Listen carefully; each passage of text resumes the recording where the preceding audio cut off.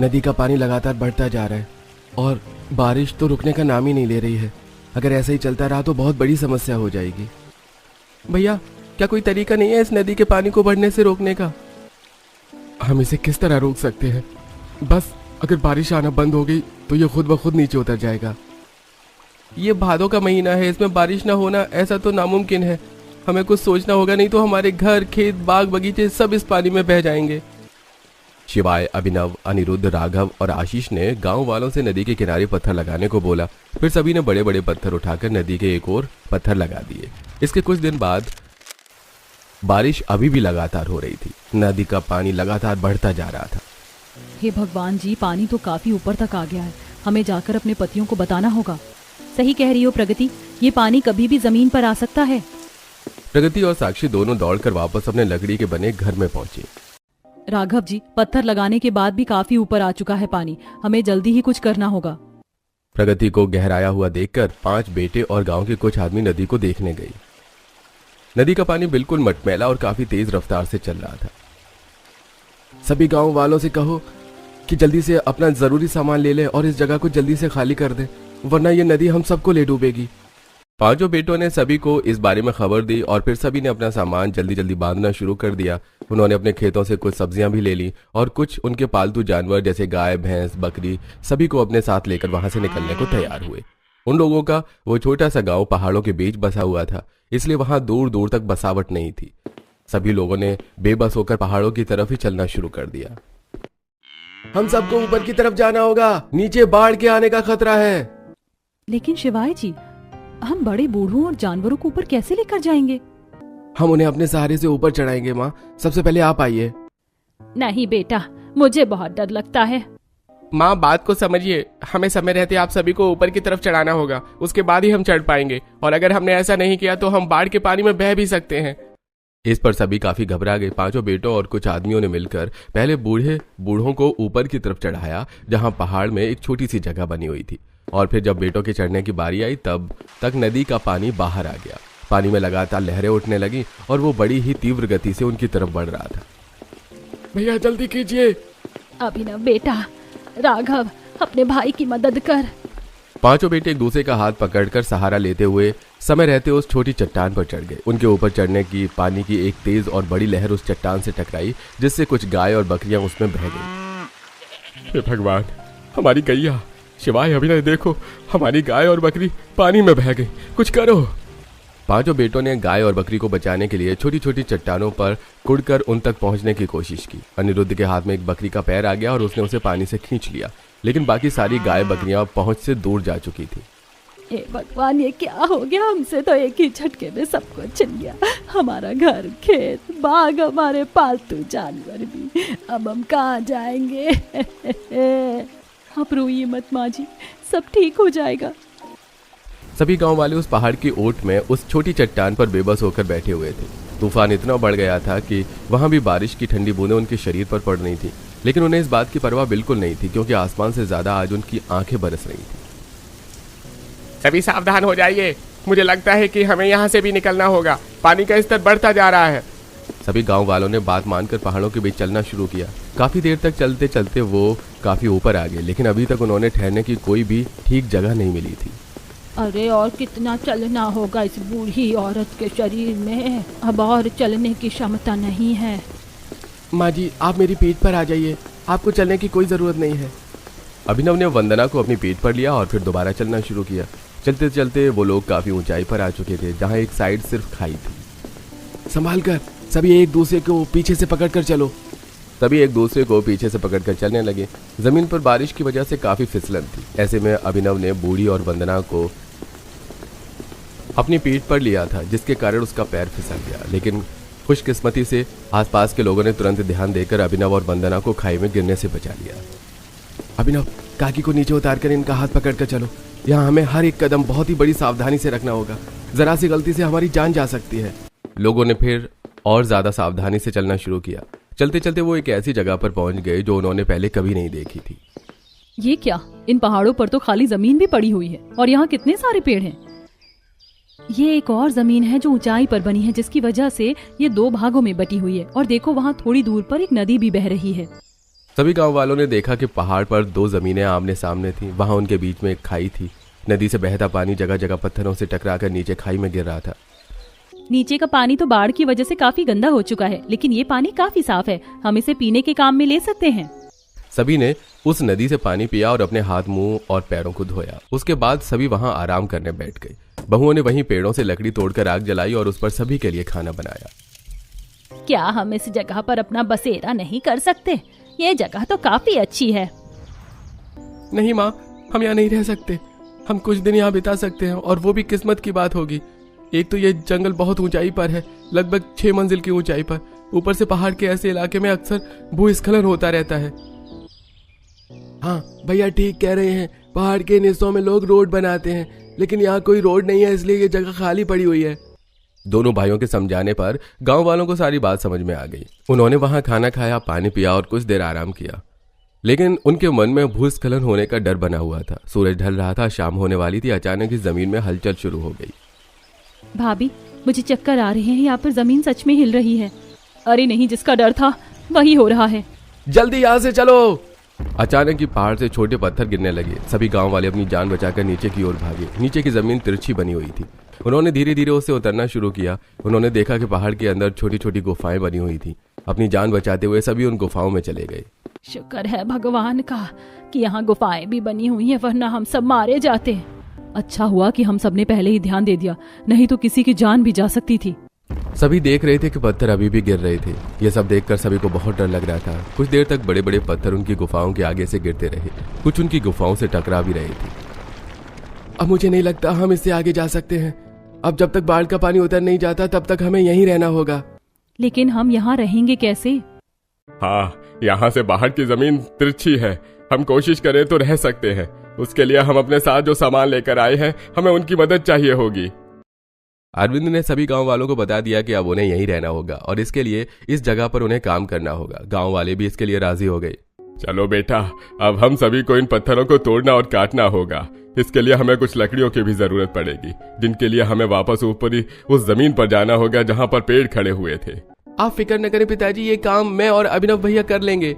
इसके बाद अनिरुद्ध और अभिनव रस्सी बांधकर वापस उस जगह पहुंचे जहां पर भूस्खलन की वजह से ढेर सारे पत्थर पड़े हुए थे, जिसकी वजह से वहां के पेड़ टूट गए। भैया, पेड़ तो पहले से ही टूटे हुए हैं, अब तो हमारा काम और भी आसान हो जाएगा। ठीक है अनिरुद्ध, अब जल्दी से लकड़ी काटना शुरू करो। पेड़ टूटने की वजह से उन्हें उसे काटने में ज्यादा देर नहीं लगी और वो काफी सारी लकड़ियां इकट्ठी करके रस्सियों की मदद से नीचे ले आए। अब उन रस्सियों को बीत कर लोगों ने अपनी अपनी गुफाओं में काम करना शुरू किया। उन्होंने लकड़ी से गुफाओं के आगे गैलरी बनाकर रेलिंग लगाई ताकि वहां पर गिरने का खतरा न रहे। हमें किसी तरह एक से दूसरी गुफा तक जाने का रास्ता बनाना होगा। हम लकड़ी से पुल की तरह एक से दूसरी जगह जाने का रास्ता बना सकते हैं। नहीं, लकड़ी का रास्ता बनाना बेकार है। एक पत्थर गिरते ही टूट जाएगा। इससे अच्छा हम पहाड़ को ही तोड़कर उसमें सीढ़ियां बना लें। उन पर रोक के लिए लकड़ी की रेलिंग बना सकते हैं। अब इस तरह सभी ने अपना काम करना शुरू कर दिया। पहाड़ की सतह तिरछी थी, जिस वजह से उन्हें काम करने में ज्यादा दिक्कत नहीं हुई। कुछ दिन लगातार पत्थरों को तोड़कर उन्होंने वहां सीढ़ियां बना ली और उस पर लकड़ी को रस्सी में बांधकर रेलिंग का आकार दिया। बहुओं ने गुफाओं की सफाई की और कुल्हाड़ी से उन्हें रहने लायक कर दिया। अब इस पहाड़ के अंदर उनके छोटे छोटे घर बन चुके थे। इतने दिन से लगातार काम कर रहे हैं, लेकिन अभी भी इन घरों का काम पूरा नहीं हुआ। साथ में खाने पीने का भी इंतजाम करना पड़ता है। वो तो अच्छा है भाभी कि हर पहाड़ी के पास एक छोटा झरना बह रहा है, नहीं तो पानी की बहुत दिक्कत बन जाती। ऊपर जो नदी थी उसका पानी नीचे को छोटे छोटे झरनों में बटकर बह रहा था और उन्हीं के आसपास गांव वालों के गुफा के घर बने हुए थे। ये नजारा देखने में काफी सुंदर था। माँ, मेरे कीड़े ने काट दिया। देखो ना, मेरी बाह पर कितना बड़ा लाल दाना निकल आया है। लाओ, मैं इसे धोकर इस पर कुछ जड़ी बूटी लगा देती हूँ।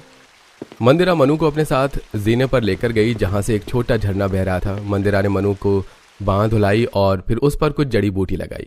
अब सभी उसी तरह गैलरी में आकर हाथ बढ़ाकर झरनों से हाथ धोते और बर्तन में पानी लिया करते। अंशिका एक पतीले में पानी लेने आई तो उसने देखा कि पिंकी और राजू जीने से गुफाओं तक आना जाना करते हुए खेल रहे थे। पिंकी, राजू, बेटा तुम्हें डर नहीं लग रहा है? कितनी ऊंचाई है और तुम जीने पर खेल रहे हो। चलो जल्दी से गुफा के अंदर आ जाओ।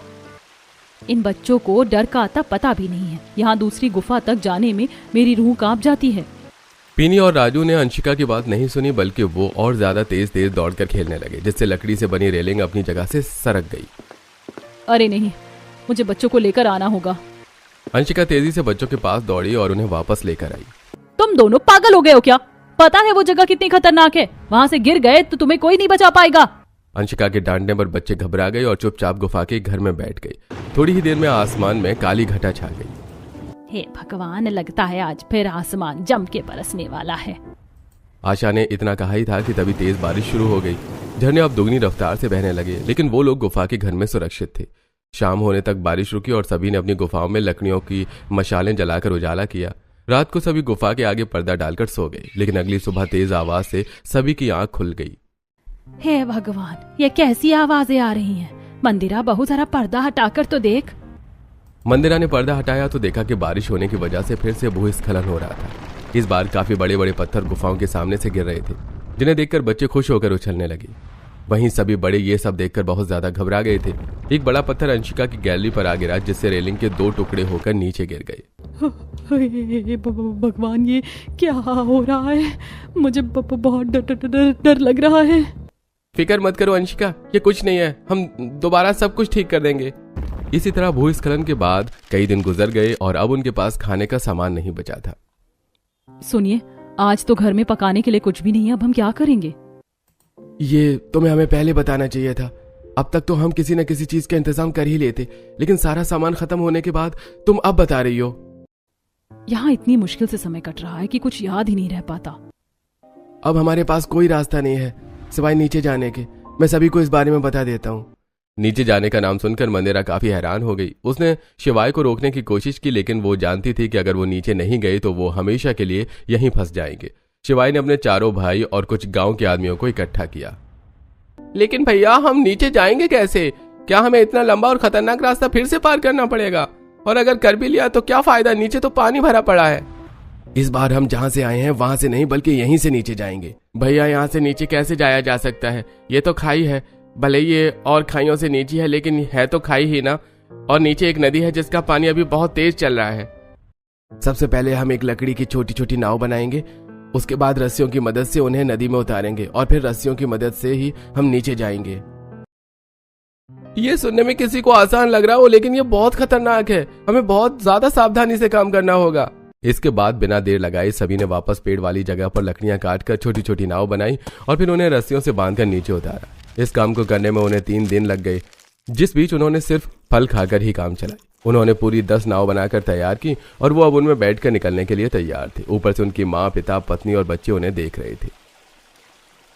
इसी नाव में कोई दिक्कत तो नहीं है ना? अगर किसी को शक है तो अभी बता दे, वरना दिक्कत हो सकती है।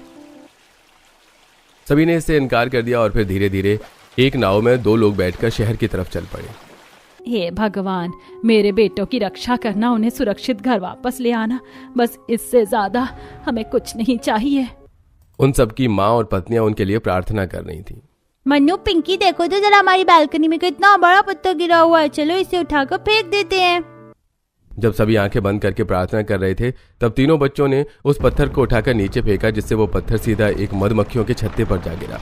पत्थर लगने से मक्खियां तुरंत बाहर आ गईं और सब तरफ उड़ने लगी। जब बहुओं ने उनकी आवाज सुनी तो वो काफी घबरा गई। उन्होंने बच्चों को गुफा के अंदर खींचा और फिर पर्दे को ढककर कस के पकड़ लिया। क्यों डरा रही हो भाभी? एक तो पता नहीं अचानक ही मक्खियां कहाँ से आ गई, ऊपर से तुम ऐसी बातें कर रही हो। सभी गुफाओं में औरतें अपने अपने पर्दों को ढककर खड़े हुए थीं और बाहर से लगातार मक्खियों के भिनभिनाने की आवाजें आ रही थी। बच्चों, क्या तुमने इन मक्खियों को छेड़ा है? नहीं मम्मा, हमने तो सिर्फ बालकनी से पत्थर फेंका था। तो ये बात है, इसीलिए मक्खियां छत्ते से बाहर आ गई। एक तरफ जहां गांव की औरतों को मधुमक्खियों का सामना करना पड़ रहा था, वहीं दूसरी तरफ उनके पति बड़ी मुश्किल से उस नाव में सफर कर रहे थे। आगे चलकर नदी की रफ्तार और भी तेज हो गई और नाव इतनी मजबूत नहीं थी। भैया, ऐसा क्यों लग रहा है जैसे हमारी नाव ढीली पड़ रही है? अरे नहीं नहीं, इसके तो बांध ढीले हो रहे हैं। आशीष, ये टूटने वाली है, हमें जल्दी से उस पार से उतरना होगा। दोनों भाइयों ने बाकियों से मदद लेने के लिए चिल्लाना शुरू कर दिया, लेकिन उम्मीद से पहले से नाव टूट गई और आशीष और राघव दोनों ही पानी में गिर गए। नदी का पानी बहुत तेज चल रहा था, इसलिए वो खुद को संभाल नहीं पा रहे थे। आशीष, राघव, आशीष, हमारे ये राघव, इस नाव की तरफ आने की कोशिश करो। इधर पानी इतना तेज चल रहा था कि दोनों को अपनी खबर भी नहीं थी। सभी गांव वालों ने यह देखकर अपनी नावें उनकी तरफ दौड़ाई। अभिनव ने आगे झुककर आशीष का हाथ पकड़ा। जो कि लगभग बेहोश हो चुका था। वहीं गांव वालों ने शिवाई के साथ राघव के चारों तरफ नावों से घेरा बनाया और फिर उसे ऊपर खींचा। अभिनव ने आशीष का सीना दबाते हुए उसके मुंह से पानी निकाला, तब जाकर आशीष को होश आया। वहीं राघव की भी हालत काफी खराब थी। घबरा मत मेरे भाई, हम बस पहुंचने ही वाले हैं। कहीं हमारे परिवार को भी ऐसी ही मुश्किलों का सामना न करना पड़ रहा हो। काफी लंबे सफर के बाद सभी को एक जमीन नजर आई जिस पर कुछ घर भी बने हुए थे। सभी उधर की तरफ ही चलो, शायद वो कोई गांव है। कुछ खाने पीने को न होने की वजह से जमीन तक पहुंचते पहुंचते सभी की हालत खराब हो गई। जब गांव वालों ने उन्हें इस तरह देखा तो उन्हें उनको अपने घर ले जाकर उन्हें खाना पानी दिया। वहीं मधुमक्खियां भी अब जा चुकी थीं। ये देखकर बहुओं की भी जान में जान आई। कितने घंटों से हम इसी तरह पर्दा पकड़े हुए खड़े हैं। मेरे तो हाथ भी सुन्न पड़ गए हैं। मेरे हाथ भी बहुत दर्द कर रहे हैं। यहीं और खड़े खड़े पैर भी सुन्न हो गए हैं। पांचों बहुओं ने झरनों से पानी पिया और मंदिरा ने आशा को भी पानी पीने को दिया। चाहे जो भी हो, लेकिन शुक्र है भगवान का कि हमें पानी तो आसानी से मिल रहा है। बिना खाए हम कुछ समय गुजार सकते हैं, लेकिन बिना पानी पिए तो जीना नामुमकिन है। बहुओं के पास जो बचे खुचे फल मौजूद थे उन्होंने वही खाकर गुजारा किया। वहीं दूसरी तरफ उनके पतियों ने गांव वालों को सारी बात बताई। अरे भाई, मानना पड़ेगा, तुमने बड़ी हिम्मत से काम लिया है। नहीं तो ऐसे में लोग हार मानकर अपनी जान से भी हाथ धो बैठते हैं। हम तुम्हारी हिम्मत की दाद देते हैं भाई साहब, अगर आपको ठीक लगे तो आप यहाँ जब तक रह सकते हैं जब तक आपकी जमीन से पानी नहीं उतर जाता। इस तरह पहाड़ों में रहना कोई आसान बात नहीं है, और आपके छोटे छोटे बच्चे भी होंगे, उनका ख्याल आपको हर समय रखना पड़ता होगा। हाँ भाई साहब, हम अपने मुखिया से बात करके आपको कुछ समय यहाँ रहने की इजाजत दिला देंगे। पांचों बेटे और गांव वाले उनकी बात पर काफी खुश हुए। उन्होंने उनका हाथ जोड़कर शुक्रिया अदा किया, लेकिन अब उन्हें अपने परिवार को भी पहाड़ों से लेकर आना था। ये बात बताकर वो कुछ खाने का सामान लिए वापस नाव में बैठकर पहाड़ों की तरफ चल दिए। भैया, अब हमें रस्सियों से पहाड़ की चढ़ाई करनी होगी। इसकी ऊंचाई लगभग 8 मंजिला है, हमें बहुत सावधानी से चढ़ना होगा। धीरे धीरे गांव वालों ने चढ़ना शुरू किया और धीरे धीरे सभी सुरक्षित ऊपर चढ़ गए। ऊपर जाने के बाद सभी ने अपने परिवारों को सारी बात बताई, जिस पर उनके परिवार वाले बहुत खुश हुए। सभी ध्यान से सुनो, हम औरतों और बच्चों को रस्सियों से नीचे नहीं उतार सकते हैं, और हमारे पास इतनी नाव भी नहीं है और ना ही लकड़ियां हैं। इसलिए हमें रस्सियों की मदद लेकर उसी रास्ते से जाना होगा जिससे हम यहाँ पार आए थे। सभी गांव वालों ने वापस उसी कठिन रास्ते से नीचे उतरना शुरू कर दिया, लेकिन इस बार वो रस्सियों को पकड़कर नीचे उतर रहे थे, जिससे उन्हें नीचे आने में ज्यादा दिक्कत नहीं हुई। और फिर उन्होंने पहाड़ों के नीचे वाले हिस्से से चलना शुरू किया, लेकिन आगे चलकर सिर्फ पानी ही पानी था। यहाँ से हमें नाव की जरूरत पड़ेगी। पांचों बेटों और सभी गांव वालों ने इस बार बड़ी बड़ी नाव बनाने की शुरुआत की। उन्होंने बड़ी लकड़ियों को काटा और रस्सियों की मदद से उन्हें जोड़कर 4 बड़ी नाव तैयार की और फिर उसमें बैठकर गांव की ओर जाने लगे। चलते चलते आधे रास्ते में बारिश शुरू हो गई। ए भगवान जी, हमने कम परेशानियों का सामना किया जो अब ये बारिश भी शुरू हो गई। अभिनव जी, नाव को तेज चलाइए, वैसे भी आजकल इतनी बाढ़ें आ रही हैं। दिव्यांका ने इतना बोला ही था कि तभी पीछे से एक बड़ी लहर उठने लगी। गांव की जमीन काफी करीब थी। सभी आदमियों ने एड़ी चोटी का दम लगाते हुए नाव को तेजी से चलाया और आखिरकार लहर के पहुंचने से पहले सभी गांव तक पहुंच गए। सभी ने भगवान का शुक्रिया अदा किया और अब उन्होंने देखा कि उन्हें रहने के लिए एक जमीन मिल चुकी थी।